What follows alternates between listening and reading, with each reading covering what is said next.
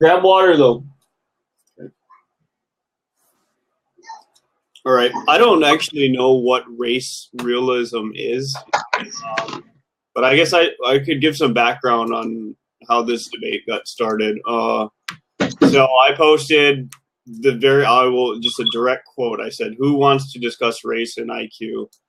And just even asking the question and being willing and open to discuss the issue apparently is evidence that I'm a racist. Ostensibly, and it's triggered a lot of people.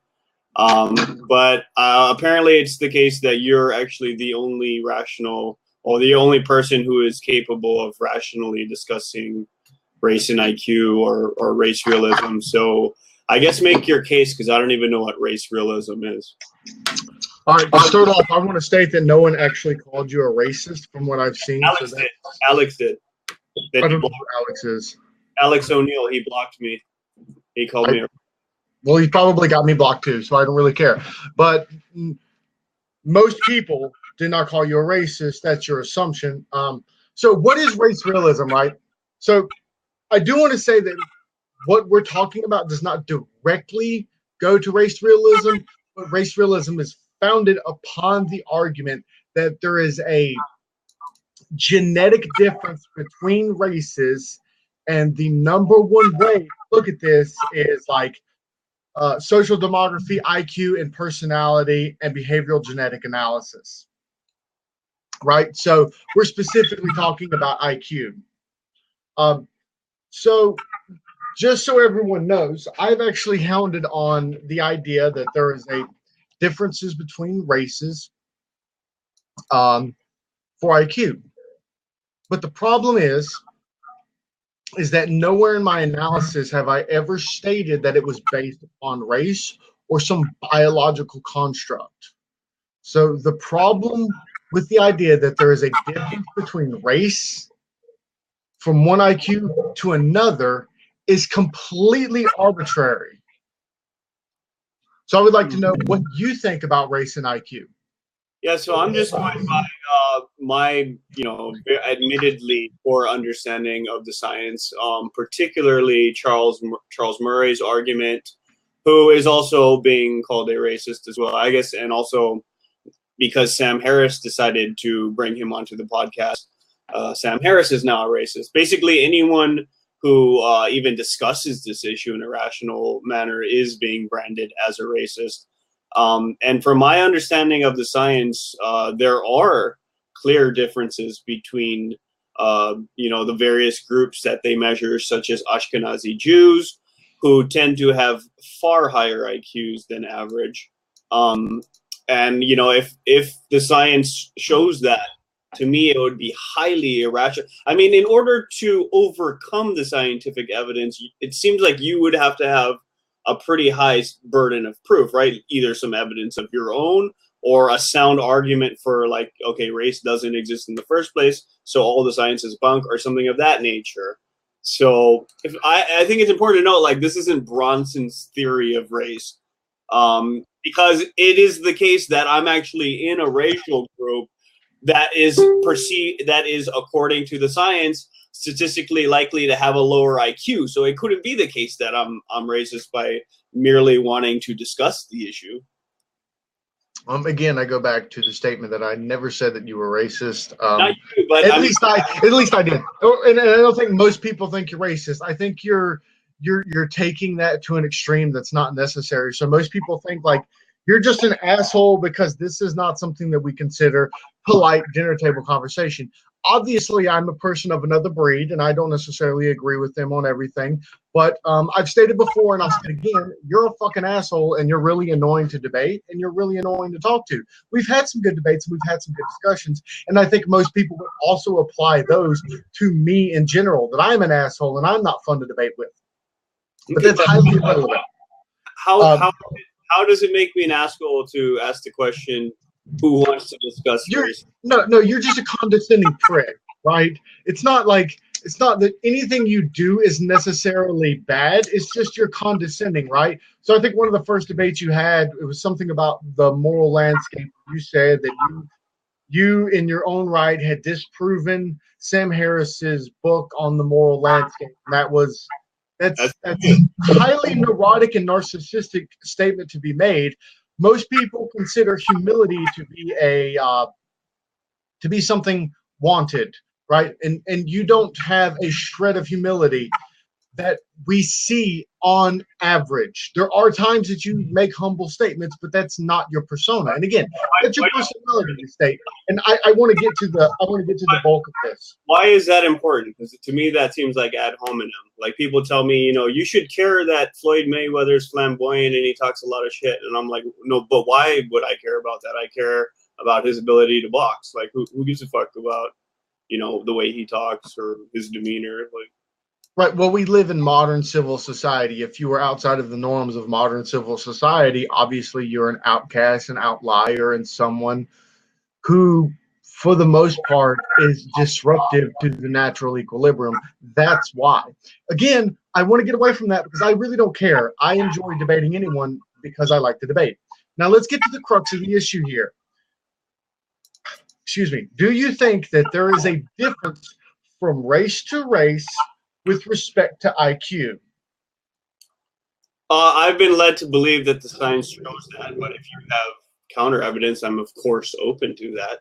I don't have emotional investment in a particular position. Okay, so I do want to point out something that I think Joseph Abel Lewis of Lyme, I hope he's watching, because I do think that there is I do disagree with his position just as much as I disagree with your position, right? What's mine? So what he said is that racial categorization has zero biological or scientific basis, i.e. there's a greater variation in races than between them. I'm a little confused as to why you think pinning IQ ratios between socially created categories has any meaningful importance. So I don't necessarily agree with that, but I also disagree with race realism. I'm somewhere in the middle. So what I'm going to get to is am I a race real? Like I still don't understand what that. Am I a race realist? And why am I a race realist? I don't understand. Right. So again, you want to have the discussion that race and IQ. You said from what you've seen of the science, race and IQ are synonymous with each other, right? So if you are this race, you're on an average somewhere on this bell curve. Okay. That you fit into the phrase it in actual scientific terms, right? Because I want to make a distinction. People are pretending as if this is my theory, like Bronson's theory on race. I don't care if it is you're positing the theory. It doesn't have to be yours. Theory. I mean, I'm discussing specifically what the science shows. And so let me use that kind of language and terminology. So it happens to be the case that somehow measuring IQs among the different races has some kind of predictive power. And predictive power is a thing that makes or breaks a scientific theory. It's why evolution is widely considered to be a strong scientific theory, because it predicts certain things. It predicted the existence of certain animals based on observations that were made. Lo and behold, those animals were discovered to exist. Same with physics, right? So general relativity predicted that gravitational waves exist. Lo and behold, we've actually found gravitational waves.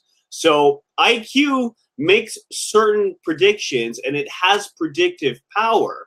So it can't just easily be dismissed as nonsense when it actually has predictive power. I mean, it should be treated as a scientific theory. Right. So first thing I want to say is that IQ is an individual estimator. It is not an aggregate estimator. That is a serious problem with the metric of saying that this race sits on some type of bell curve. Because the problem, again, this is my overall argument, is that they do not disaggregate properly to control for variance within race, region, and other cultural factors with respect to agrarian style, with respect to climate, and other local observations that can be made, right? So, I don't think that's true. Absolutely, it is. Charles Murray specifically disputes your description of it. Like you're basically saying that, you know, scientists for whatever reason decided not to account for these things or not look into it and not respond to criticisms of the studies, but that's, you know, simply not true. So how did he specifically look at Northern versus Southern Europe, Eastern versus Western Europe, differences in IQ in Russia between Northern Russia and Southern Russia? Yeah, so if you read the bell curve, there's actually, he does make distinctions. For example, African Americans are smarter than sub-Saharan Africans on average, according to the IQ test. And it makes predictions, because not only is it the case that based on, you know, these perhaps arbitrary racial categories, we don't really know how accurate it is to say that there are black and white people and so on and so forth.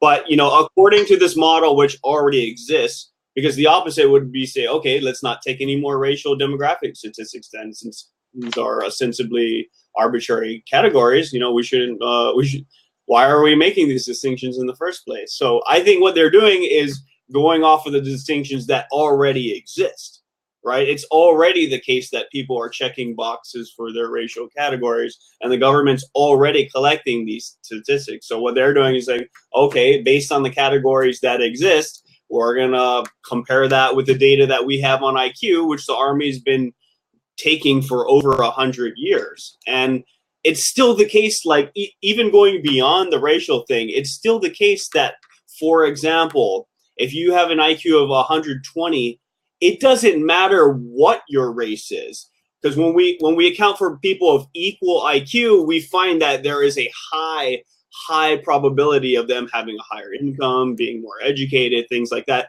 independent of race. So it has predictive power in two completely different areas. Because even if you were to take in the let's say we made a category of those with 120 IQ, we can clearly see that compared to those with 80 IQ, independent of race, whether you're black, white, Hispanic, Asian, it doesn't matter. If you have 120 IQ, we can predict the outcome of your life with a high degree of probability. Okay, so I'm going to stop you right there, right? So obviously, I don't disagree with that. The probability distribution is like 0.6 correlation coefficient or coefficient of determination, right? So it's 0.6 R squared for everybody who don't know. That's really high in social sciences. We get that. That's not what I'm arguing against. That is an individual estimator and prediction point. It is not an aggregate estimator. Secondly, categories. I don't care the arbitrary categories that you give. A more reliable test is something that's going to take into account the evolutionary changes that happens from one society to another. That's why I said, right? So there's the Asian effect, right? Why do Asians have higher IQs on average than all other races? That is one of the hypotheses that has been linked to it, is that it's their agrarian society forces them to be more mathematical, more pattern recognizable, and and overall have more attention to detail. That's because their agrarian society revolves around rice and the rice paddy, which you have to attend to every day and go out there and make small, minor manipulations to that paddy, or else your crop dies. This is something that's done day in and day out. How does that contradict what Charles Murray said? We can speculate on why it's the case that Asians are okay. IQs. Always that look, the data shows this. This is science. No. Okay, so here's why. So if we want to talk about the race, again, that's an arbitrary distinction. We need the better distinction as to that region. How does cold versus hot weather affect IQ? How does agrarian societies on wheat versus rice affect IQ? What are the determining factors that actually matter rather than relying on race? Okay. Race is just an arbitrary distinction that someone came up with because, well, in my case, I think that for one, they're just looking at numbers and not disaggregating themselves enough because there's some confirmation bias, or two, they're not disaggregating the numbers enough because they don't understand evolutionary psychology, the sociobiological link to our land, or they just don't understand, the historical context of each culture. Hang on, but do you understand that why this is the case is separate from what this is the case?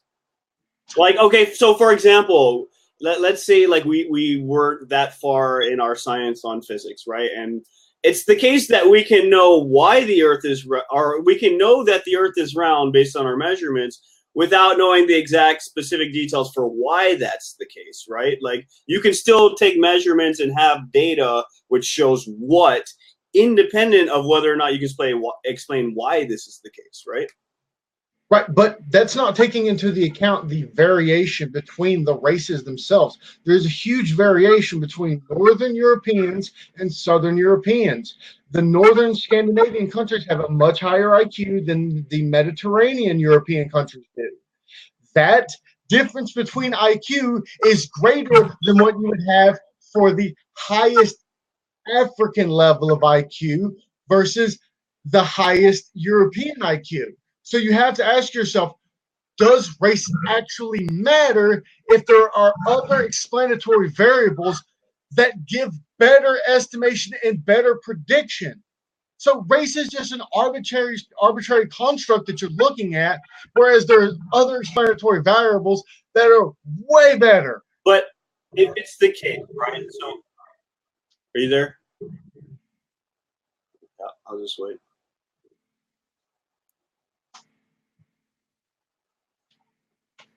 Sorry, I gotta get dip.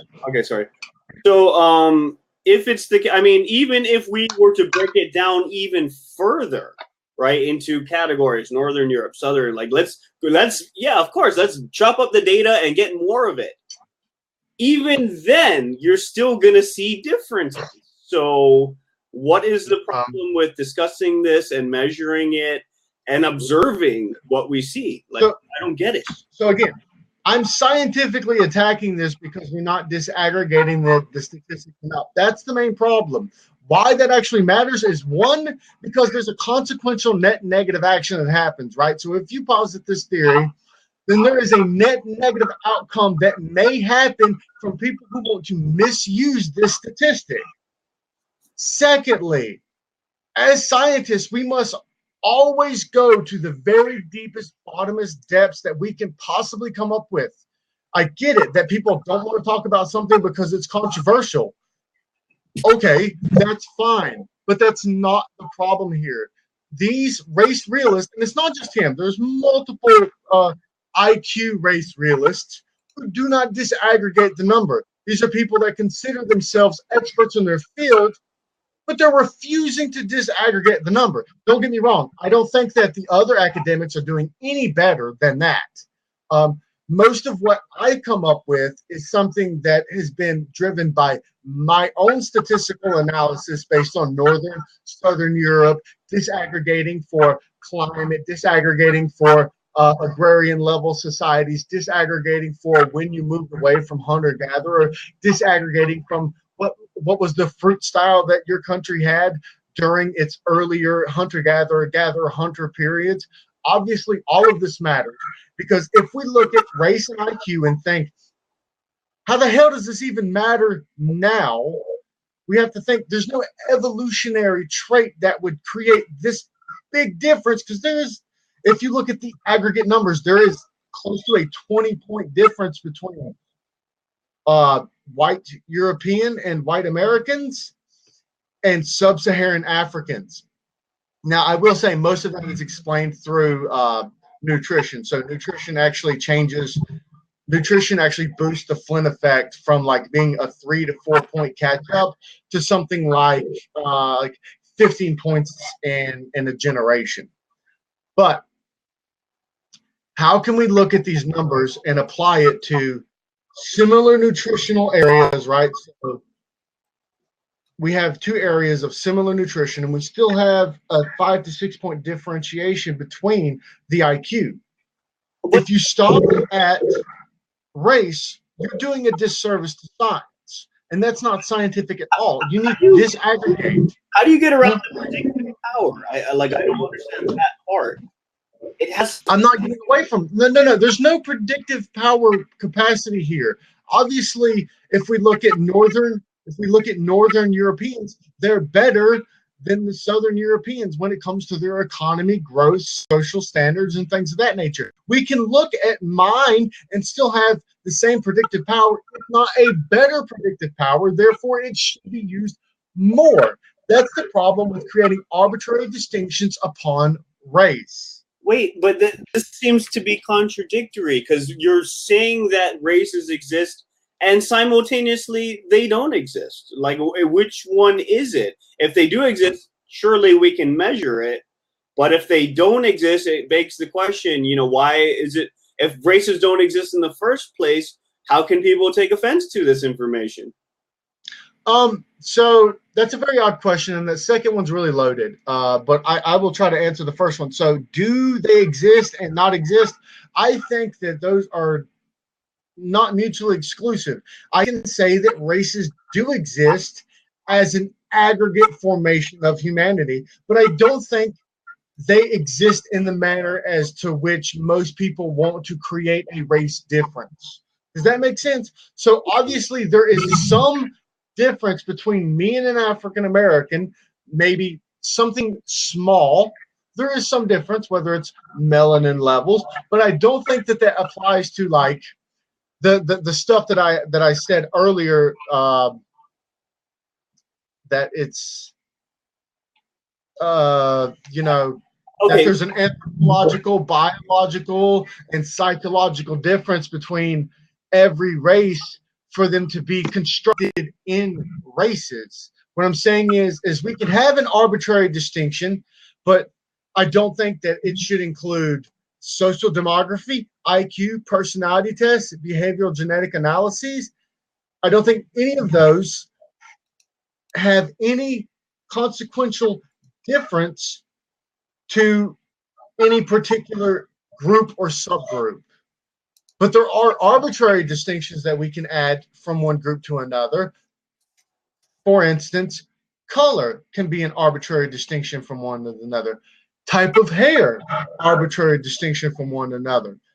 But when it comes to these major factors that I'm talking about, there is absolutely no difference outside of nutrition, outside of local, regional factors that have some biological and evolutionary trait that is different, specific to that region, but not to a overall race between the Mongoloid, Negroid, and Caucasoid. Wait, is it your position that scientists are not accounting for things like education levels or access to information? Did not say that. No, did not say that. I don't care about education. The Raven Matrix gets rid of all educational boundaries. I'm saying nutrition, not education, right? So a brain needs brain food to function. If you live in a place that has undernourished children, obviously they're not going to have the same IQ as a place that has an over-nutrition children. Right, but I can take care of all of the difference. That fact, don't you? Say that again. I think scientists are aware of that fact, don't you? Right, but you're holding on to a small group of fringe scientists. This isn't. They're not. Your position isn't. This is what the science shows. It may no, that's not what the science shows. It may not be popular, but this is what the. Not what the science shows. That's what I'm telling you. I'm telling you these scientists are doing a disservice to science by not disaggregating their statistics enough. Okay, what do you think? Would it be racist if we were to declare that Kenyans in general are faster runners for whatever reason? We don't really know why it's the case that they win every marathon. They just do. Did Kenyans become a race yesterday? I'm asking. I don't know. I don't know what race is exactly. So are they? I just gave you the three particular the three particular statements of race, right? Mongoloid, Caucasoid, Negroid. Okay, Kenyan well, is I not a don't think race. Charles Murray has ever used those terms to describe his data. So apparently he's not a race realist either in that case. Again, I said we're talking Terms something that fell out of specifically favor a long time. behind race realism. Those terms fell out of favor a long time ago, but when they're still trying to kind of figure things out before Hitler. I don't think that they've. I don't think, because there are uses for those terms. They're not in use as much because all the underlying factors between the two have already been discovered. We're talking about something that's newly discovered. We're talking about IQ with respect to race, and I'm saying with respect to regional differences, as well as other factors, right, to include but not limited to nutrition. Actually opposed to more data. That's the thing. But more data is not ever going to be able to refute the science that exists. Right now, they have predictive power. Like if you give a group of, let's say, Korean or Japanese or Chinese or East Asians or Orientals, whatever fucking term you want to come up with, it is, it is still the case that you will predictably find that everyone within this group is going to end up in a certain range of IQs. That's predictive power. If it wasn't science, how the hell could you predict that? Well, first of all, you can't, because you say Korea like there is no significant difference between the IQ between South Koreans and North Koreans. I'm sure that in North Korea, the distribution for the highly selective and elite individuals is something closer to that of the South Koreans, but I don't think the distribution of all North Koreans is the same as all South Koreans because of the nutritional factor that I pointed out earlier. But nobody made that. Secondly, nobody actually said every single North Korean is exactly equal to every single South Korean. Nobody has ever made the case that education doesn't matter or access to nutrition. None of these arguments have actually been made. Scientists account for things like that. Like, okay, this guy never went to school at all. Well, no shit. It's probably the case that he's going to have a lower IQ. No, so I'm going to stop you right there. IQ has absolutely no difference on your education levels. You can have an extremely high IQ and have absolutely no education. That is completely a non sequitur. What I'm saying is that the distribution difference between North Korea and South Korea is greater than the difference between, let's say, Mexicans in Mexico and sub-Saharan Africans. There is a much greater degree of variability between South Korea and North Korea than there is from Scandinavia and Ashkenazi Jew. What about Korea and South Korea and Japan? Relatively similar, but they also share relatively. They share relatively similar cultures. They share roughly similar cultural standards. They share roughly similar agrarian societies pre-industrialization, and they share similar nutritional diets. Wait, right? Can we back up first? I mean, I kind of want to address what you said. I know it's a common statement that people say that IQ has nothing to do with education, but that's flat out false. I mean, I've taken an IQ test before. I know that some of the questions there actually require you to have an education. So no, they don't. So I'm going to stop you right there. So when they go, you don't know how to take a percentage, and that's one of the no. So I'm going to answer that. So when you measure IQ, you're measuring fluid intelligence. This is directly correlated with an individual's ability to do pattern recognition. In places that they do not have education, they can use what's called the Raven Progressive Matrix. I brought this up earlier. You obviously did not listen. The Raven Progressive Matrix has absolutely no verbal or educational questions to it. It is purely fluid intelligence and understanding. Can you catch a pattern, and can you continue to hold on to that pattern throughout the exam? That is purely estimating fluid intelligence. Not only does it do that, if you are in sub-Saharan Africa and you score a 49 out of 50 on the Ravens Matrix, the Ravens Progressive Matrix, you will be inducted into the Mensa Society. that is with absolutely no education. Therefore, there is no link between education and IQ because education does not affect IQ because education is crystal Okay, intelligence. so I'm glad you said it like that because now you're basically admitting that there is some science to IQ, right? So it is the case that we can give everyone within a certain region the exact same test and still come up with predictable results, right? Right. I've never disagreed with that. I've made myself as one of the biggest proponents of IQ and IQ, I guess you could say absolutism. Um, because I do. IQ is the most predictive psychometric that we have to date. I think the only other one is probably big five personality traits and political leanings, and possibly disgust and level of authoritarian. Okay, does the science show, in your opinion, differences between people, differences in IQ between people that could be described in terms of genetic differences? No. Okay, so why do you, in your opinion, why is it the case that Ashkenazi Jews have basically the highest IQ, as specifically regarding verbal intelligence, whereas Right. So Asians, for example, have more spatial intelligence? right. So first of all, I don't like breaking down from verbal to spatial and stuff like that. I like to stick with the fluid and crystal, because I think fluid and crystal tends to keep the debate, and this is especially necessary in metrics, keeps it within a realm of reasonability.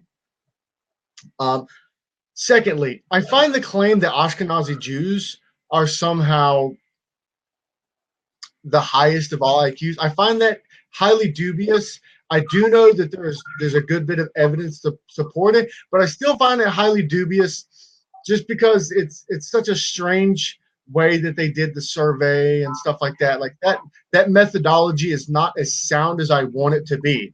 I think a better distinction is like the Scandinavian countries and Asian or East Asia, Japan and China, which again, China is not something that I methodologically like because China tends to get rid of its low IQ people by them being from the rural area where there's not enough nutrition. So I don't think China's actual bell curve is where they state it's at.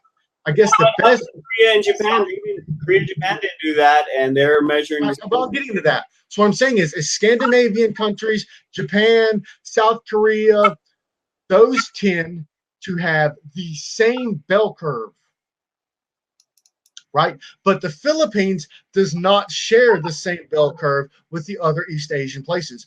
Hmongs within these regions share the bell curve from their region that they come from, right? So a lot of people don't know, like Hmongs are a varied group of individuals throughout Southeast Asia. They can be anywhere from, Korea, Vietnam. They're a large group of nomadic people, I guess you could say, and that if they are in a certain region, they tend to hold that region's IQ distribution, right? Because again, we can look at Vietnam; it does not have the same IQ distribution that Korea does. That's why I say that there's more variability within a race than there is outside of the race. The only time that this argument ever actually makes sense is specifically the sub-Saharan African. But that specific sub-Saharan African is the poorest, least nourished individuals on the face of the planet. If they had the proper nourishment, there is no reason, based on the Flynn effect, that they wouldn't catch up anywhere from 15 to 20 points in one generation. So therefore, they would be within the African American standard. But that's an unsupported assertion. I mean, it is the case that African Americans are smarter than other Africans. Right. So because they've had multiple reasons why, right? Better nutrition, which again, I point to All nutrition. accounted for. It's not that it's accounted for. There's still serious problems in the nutrition for the African Americans up until 60 years ago. The Flynn effect is like 5 points, maybe a generation. They've rapidly caught up, and then they've hit a problem now where they're not increasing as much, right? So that's one of the things that they're pointing to that disproves the Flynn effect, but they haven't accounted properly for the ability of the generational gap to catch up on nutrition as well as socioeconomic benefits, right? I don't think I got a clear answer. Okay, so you dispute some of the science on Ashkenazi Jews. All right. So maybe there's some work that needs to be done. But in any case, they're not in the 60s or the 80s, right? So in any case, they are at least above whites, right? Do you agree to that? Again, you have to disaggregate whites. Scandinavian whites have the highest Ashkenazi Jews. Not they're even with the Japanese. Again, like I said, I'm highly dubious of the Ashkenazi. They're above Japanese and Northern Europeans. So right. So I'm telling you that I'm highly dubious of the methodology that was used to reach about the Ashkenazi Jews, because we can predict what your IQ is going to be based on whether or not you're an Ashkenazi. Right, but again, you have to survey from a sample to get that. The sample could be skewed. There could be sampling bias. There could be sampling errors. This isn't so simple as the Ashkenazi Jews are just absolutely just more intelligent than everybody else. There's some problem with the methodology that's leading to that statement, right? Again, the better comparison is the regional comparison. That regional comparison also gives you more predictive capacity. I'm sorry, I got cut off for a second. Okay, so the Ashkenazi Jew, the methodology used to obtain those statistics is in question because it can fall under sampling bias and it can fall under sampling error. There's a lot of problems with that. A much better indicator and a much better estimator is the regional, right? So if we look at regional statistics, which is much easier to say because we can look at a region of individuals who are homogenous and go, okay, that makes sense, right? Ashkenazi Jews, you're looking at Israel, which isn't just Ashkenazi Jews. Then you're looking in America, which has Ashkenazi Jews. Then you're looking over here in this area in the Middle East outside of that has Ashkenazi Jews. Follow a predictable pattern no matter where the fuck they are. So. Right, but no, they don't, because you cannot get a good enough sample to meet the parameters for the population size. And if you try to, you could very easily bias your sample towards a higher IQ. This is Statistics 101. That methodology is very, very weak. Again, let's not use that because it's such a strange methodology of sampling that it doesn't hold the veracity that we need for an actual discussion on race and IQ.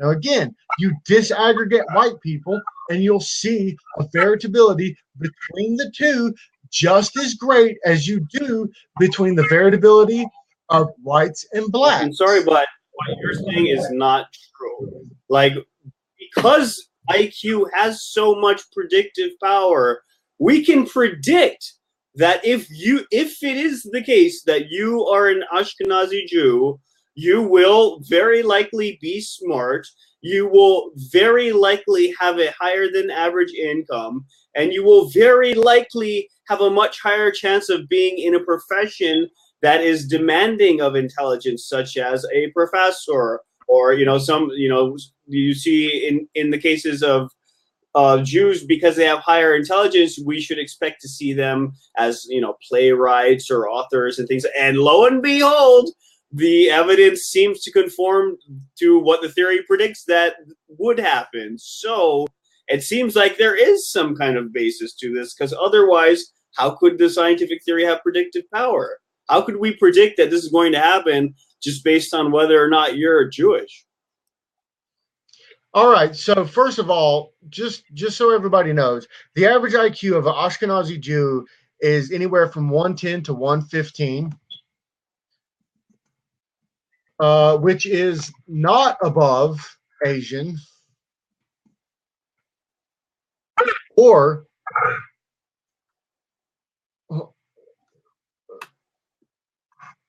other countries. Wait, so where are Asians at? Because I mean, I've heard conflicting reports, but you know, as far as I knew, Ashkenazi Jews are above other Jews, first of all. Then you have specifically not Asians generally, but like East Asian, Korea, China, Japan, not Philippines and Vietnam and Indonesia, for example. So then you have the East Asians. Then you have white people, which is a very broad category, obviously. Then you have Hispanic, which itself is a nebulous and vague term. Below that, you have European and African Americans. Then, you know, below that, you have sub-Saharan Africans. And I believe at the very bottom is the Aborigines.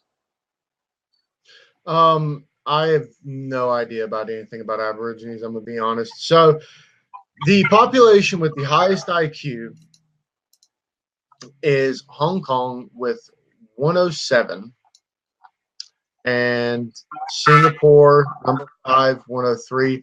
Now, I do want to make a statement here about these IQs. These IQs are controlled for the relative IQ of that area. So when you look at it and it says 107, that means it must be like 107 if they took an IQ test in America. That's not the same because there's obviously you have to have some level of distribution here to perform this test. The distribution bell curve in the United States is much different than the distribution in the bell curve in Taiwan, in Singapore, in the Netherlands, which is at 102, in Sweden, which sits at 101, and the United States sits at 98. Wait, you just right? Sweden at 101 while simultaneously acknowledging that Ashkenazi Jews are 110 to 115, right? I just want to clarify. Right. Okay. But what I've stated is that this intelligence for the Ashkenazi Jews is one that should be looked at as not scientific because there is a study that has some serious sampling errors and sampling bias. I mean, let's just go straight to the Wikipedia page. Despite their small population, Ashkenazi Jews have won more than 1/4 of the Westinghouse Science Prizes, the Turing Awards, and field medals. In addition, 54% of the world's chess champions have Ashkenazi Jewish ancestry. Among National Medal of Science recipients, 37%. Now, Ashkenazi Jews are not even close to 37%. They're not even close to that number of our total population. And yet, we see the evidence continue to pile up that Ashkenazi Jews are smart, and that's coming from multiple lines of evidence, not just IQ, even anecdotal evidence, even if we measure very broadly, like, okay, how many scientists, how many lawyers, you know, okay, even by those broad metrics, it's still the case. Okay, so even if you do buy that argument, everybody watching, I do want to make a claim here that the Ashkenazi Jew is not a race. That's some arbitrary distinction that Bronson's trying to make. I'm not making that distinction. There's a Wikipedia page on. No. Somebody so distinction, not me. Within my plan, I can account for the Ashkenazi Jew. Within his plan and looking at race as a factor from IQ, you do not get that same. So in fact, I'm actually going to co-opt that and say, okay, fine, that's true. That's my point. Okay. That there's some regional difference, not racial difference, that gives you the reason to assume that IQ is regionally based, not race-based. Okay, so there's no Ashkenazi Jews. Who are these people, and why are they so fucking smart then? You know, they're not a race, I guess, or whatever. So who are they, and why are they smarter than others? Again, it's probably for some regional differences. We could look at, but they don't come from pre-Judeo Arabia, where Jew who's living in Israel, who's living in America, who's living in China, will all come to the same predictable result. We can predict that they will still have a high IQ and they will still be making good money and they will be in a field that demands intelligence. So right, but again, that's not the statement. That's not the original claim that you wanted to make. Even if that's true, there is still a regional identifier that can explain that much better for the debate. than race.